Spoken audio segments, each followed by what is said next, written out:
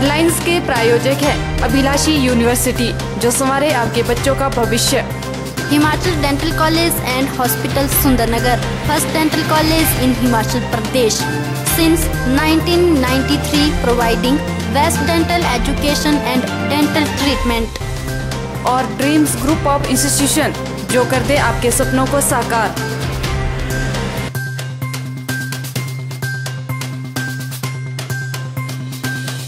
बेहतर समाज के लिए लोगों को त्वरित एवं किफायती न्याय आवश्यक, थुनाग में बोले मुख्यमंत्री जयराम ठाकुर।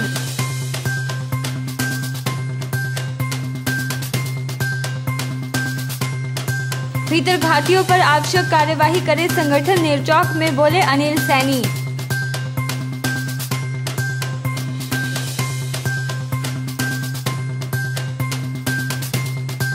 चंबा में बनाई जा रही स्वर्णिम वाटिका, वन मंडलाधिकारी चंबा निशांत मंडोत्रा ने दी जानकारी।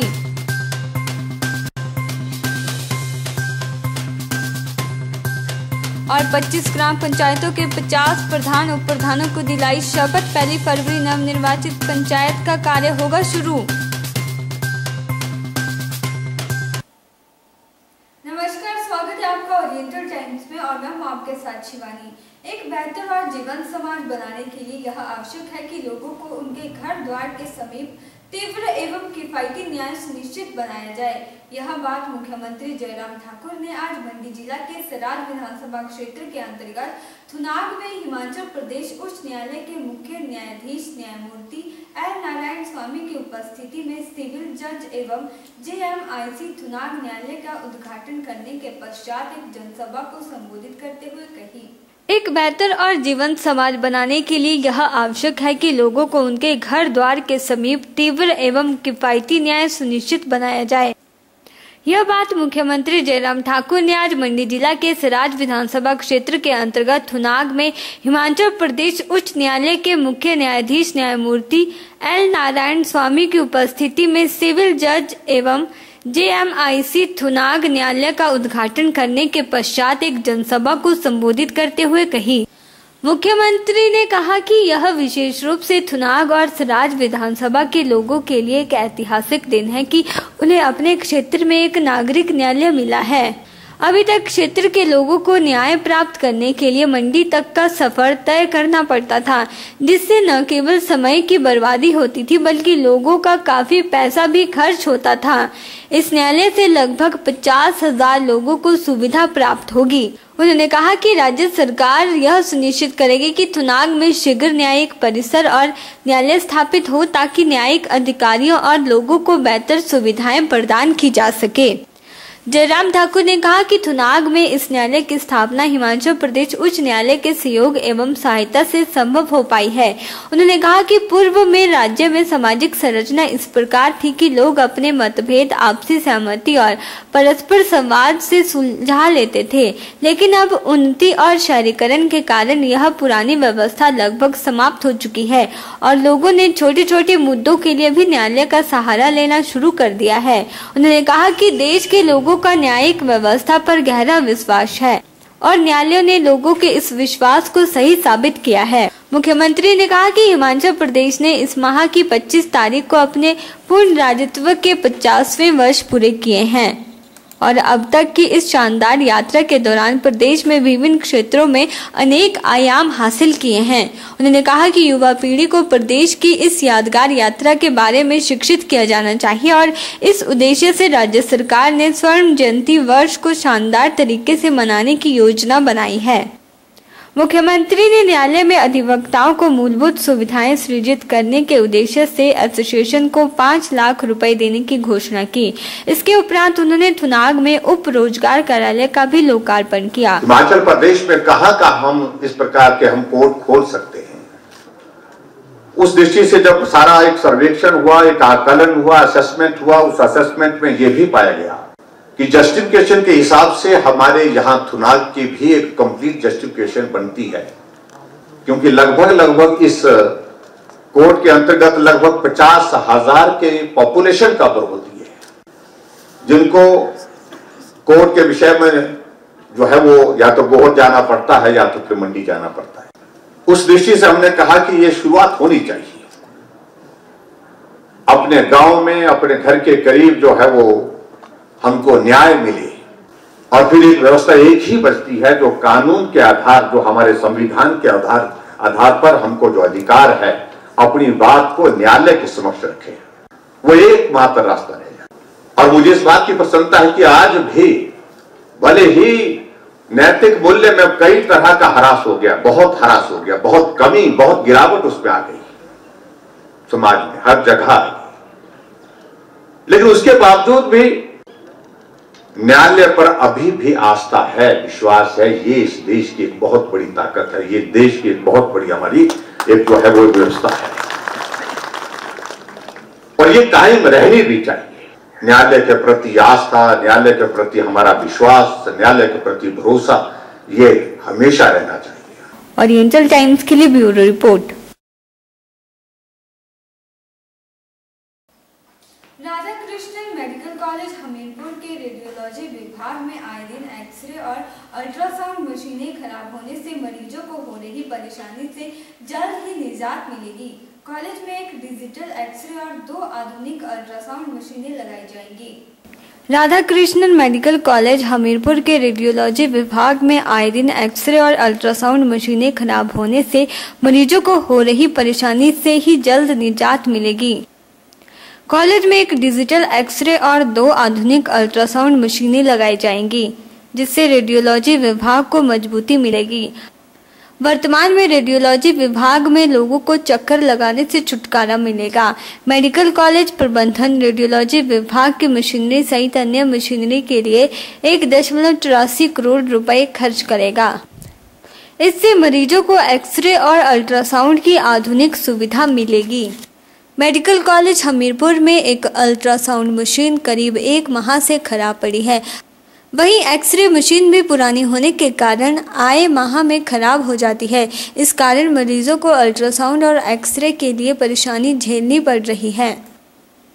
स्थानीय निवासी ओम प्रकाश ने कहा कि पुरानी अल्ट्रासाउंड मशीन व अन्य मशीनों को भी समय पर ठीक किया जाए, ताकि जब तक नई मशीनरी स्थापित नहीं होती है लोगों को पुरानी मशीनरी का ही लाभ मिल सके।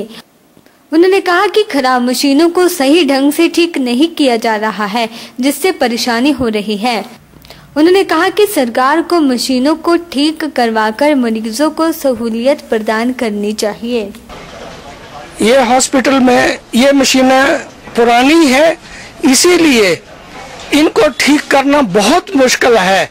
सरकार का फर्ज है कि हम लोगों को नई मशीनें प्रोवाइड की जाए विद नई टेक्नोलॉजी। जो बहुत पुरानी है, बहुत ज़्यादा रेडिएशन है, तो उसको भी बदला जाए। अल्ट्रासाउंड की बहुत पुरानी मशीन है ये, इसको ठीक करना बहुत मुश्किल है। नई मशीन प्रोवाइड की जाए। सरकार के पास में किस चीज की कमी है? कोई कमी नहीं है, सिर्फ प्लानिंग की कमी है। वहीं रमेश डोगरा व अश्वनी ने सरकार से पुरानी मशीनों को जल्द ठीक करवाने की मांग उठाई।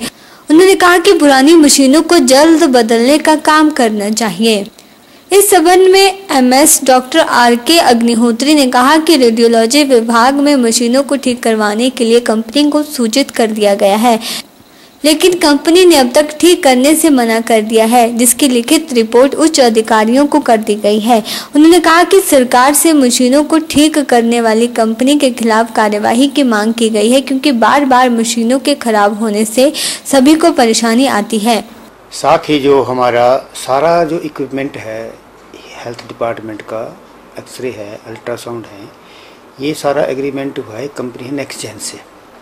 रिपेयर की जो जिम्मेवारी है उस कंपनी की होती है।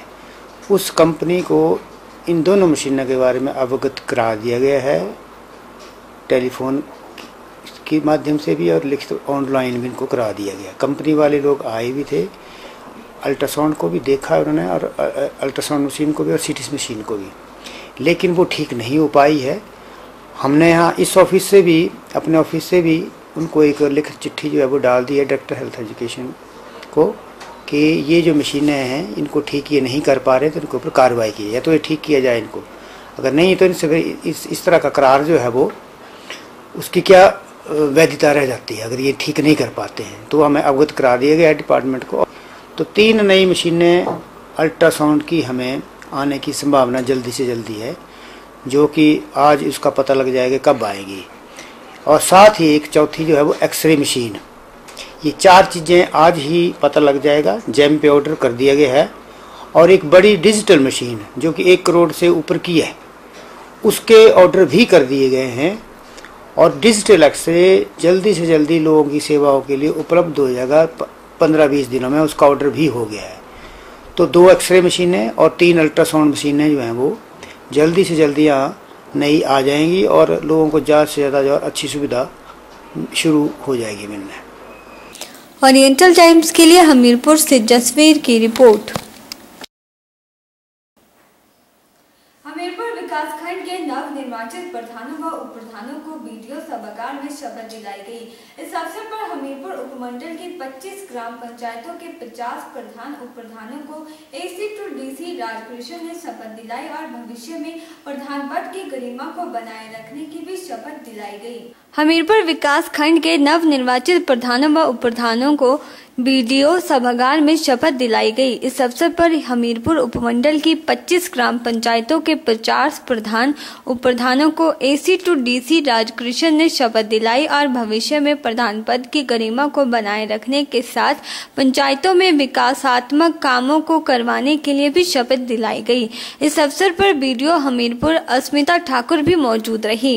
बीडीओ हमीरपुर अस्मिता ठाकुर ने बताया कि बीडीओ सभागार में 25 ग्राम पंचायतों के नव निर्वाचित प्रधान उप प्रधान को शपथ दिलाई गई। उन्होंने बताया कि 1 फरवरी को वार्ड सदस्यों को प्रधानों के द्वारा शपथ दिलाई जाएगी और 1 फरवरी नव निर्वाचित पंचायत का कार्य शुरू होगा। हमीरपुर की 25 पंचायतों के जो नव निर्वाचित प्रधान वो उप प्रधान है, उनको एसी टू डीसी हमीरपुर द्वारा जो है वो शपथ ग्रहण करवाई गई और एसी साहब द्वारा जो है वो उनको मार्गदर्शन भी किया गया कि उन्होंने भविष्य में किस तरह से जो है वो प्रधान पद की गरिमा को बनाए रखना है और अपनी पंचायतों में जो है वो विकासात्मक कार्य करवाने हैं। सबसे पहले जो है 1 फरवरी को जो भी नव निर्वाचित वार्ड पंचेस हैं उनको प्रधानों के द्वारा जो है वो शपथ दिलवाई जाएगी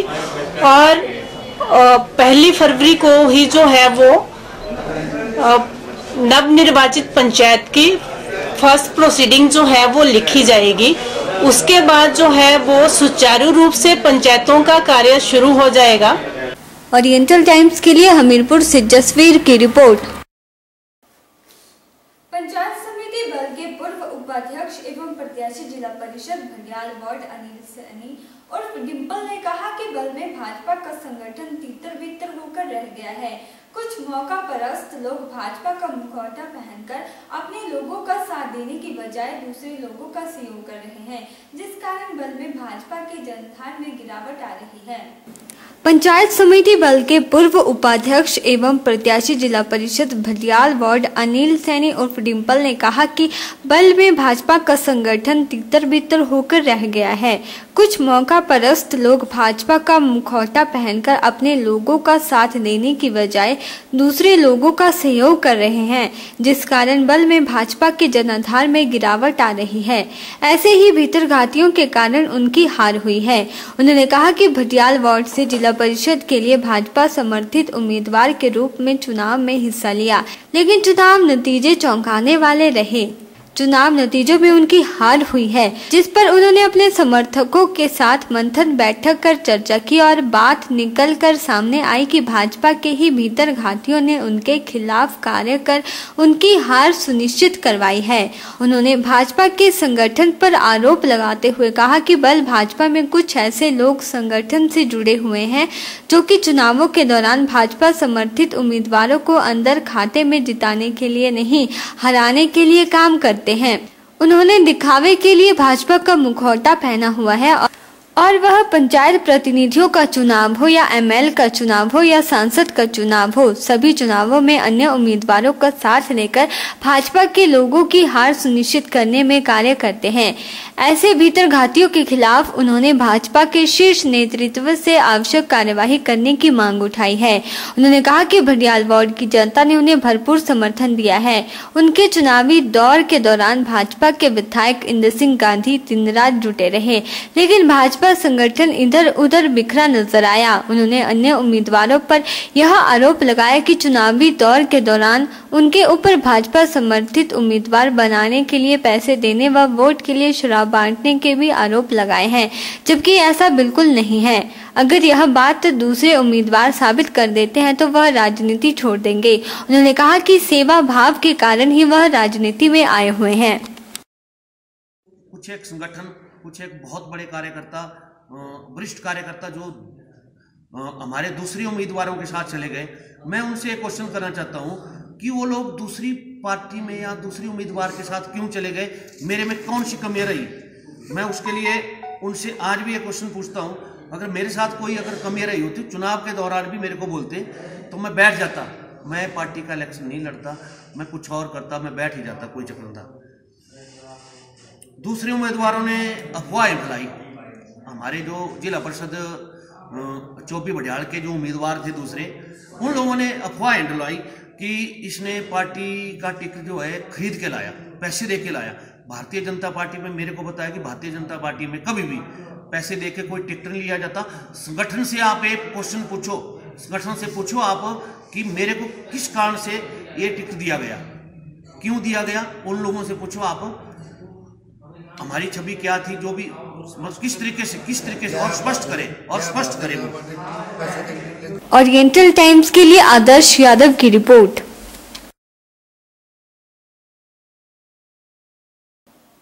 वक्त हो चला एक ब्रेक का, बने रहिए हमारे साथ।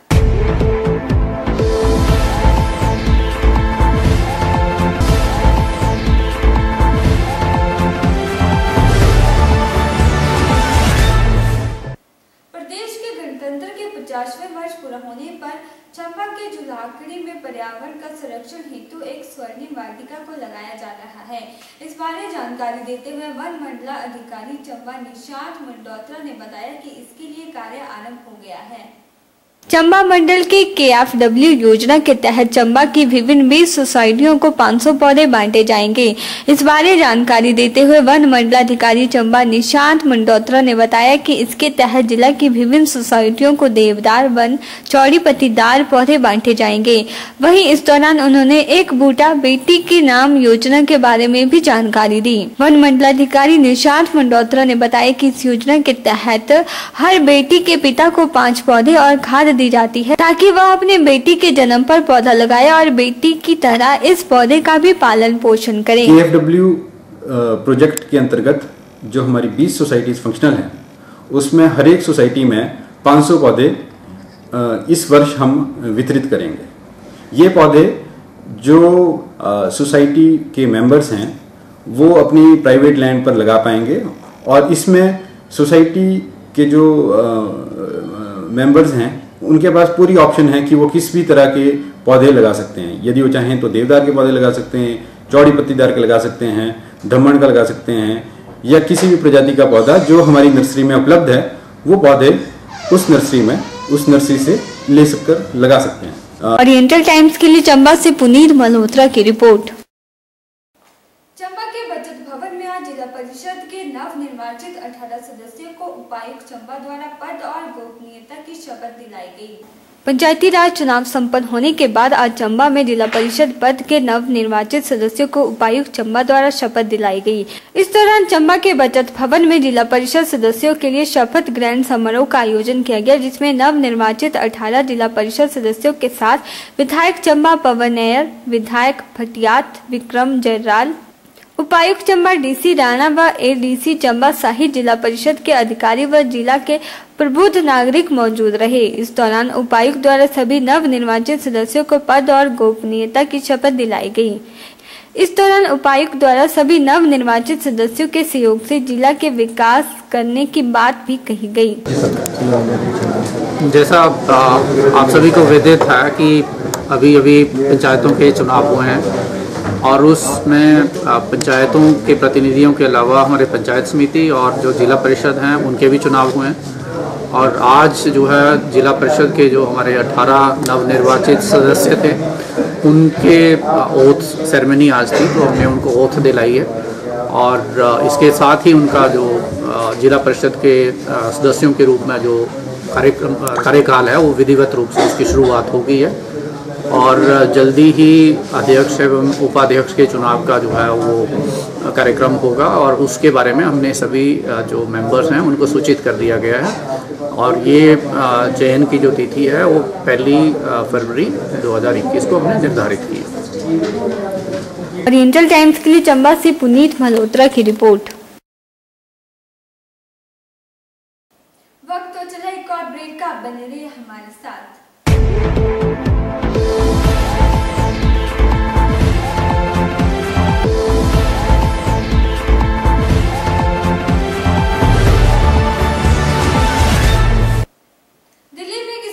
रैली में हुए दंगे को लेकर सोलन वासियों ने अपनी तीखी प्रतिक्रिया दी।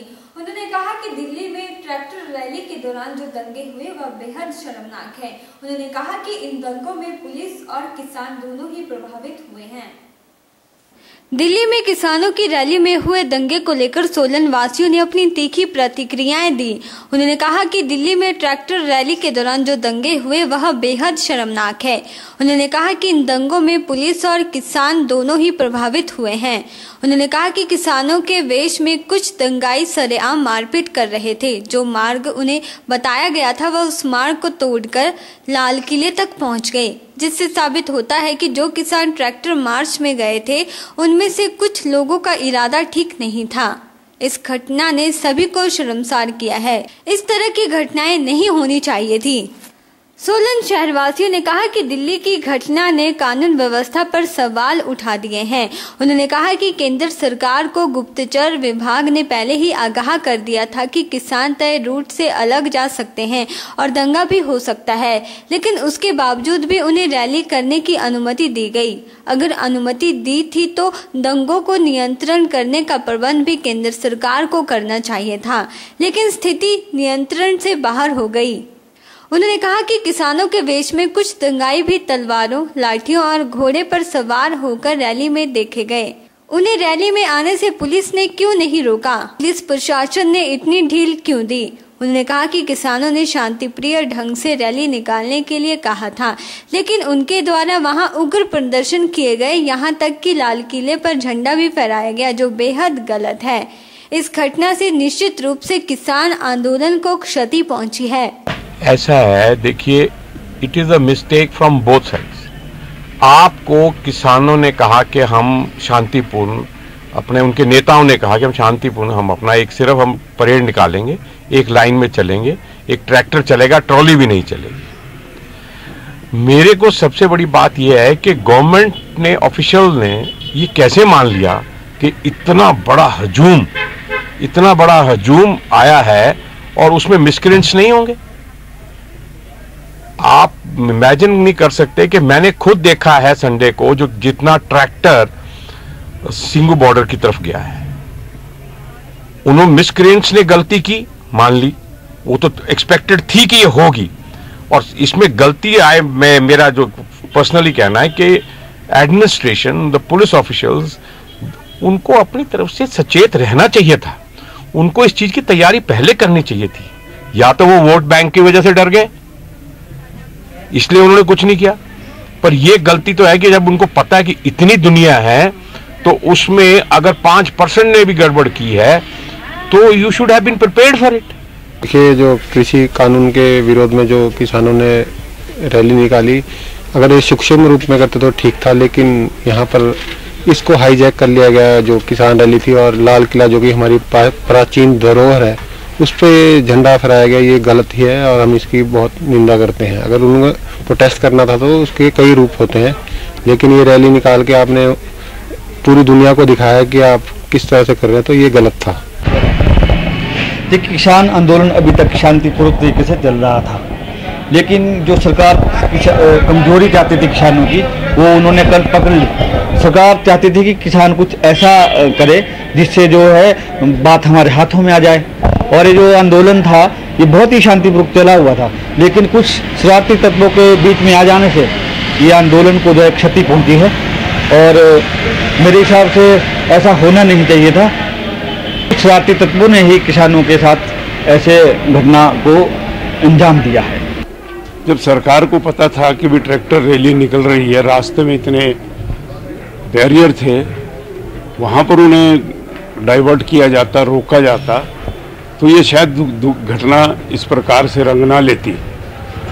मगर सबसे बड़ी बात यह है कि सरकार आंखें बंद करके लगभग 60 दिनों से ये आंदोलन चल रहा है और इस बात को बड़ी लाइटली ले रही है, बड़ी कमतर आंक रही है। ये सरकार की एक गलती है। सरकार को चाहिए था कि जब उन्हें परमिशन दी थी तो उस प्रकार से उनके साथ जब कोई जुलूस निकलता है, कोई करता है, पूरी पुलिस, पूरा जो सरकारी तंत्र है वो साथ होता है, देखता है कि किसी प्रकार की कोताही इस जुलूस में ना हो। मगर ऐसा लगता है कि सरकार ने सिर्फ इतना ही आदेश परमिशन देकर सारी जिम्मेवारी से हाथ पल्ला झाड़ लिया था। और जो ये घटना है ये बहुत दुखद है।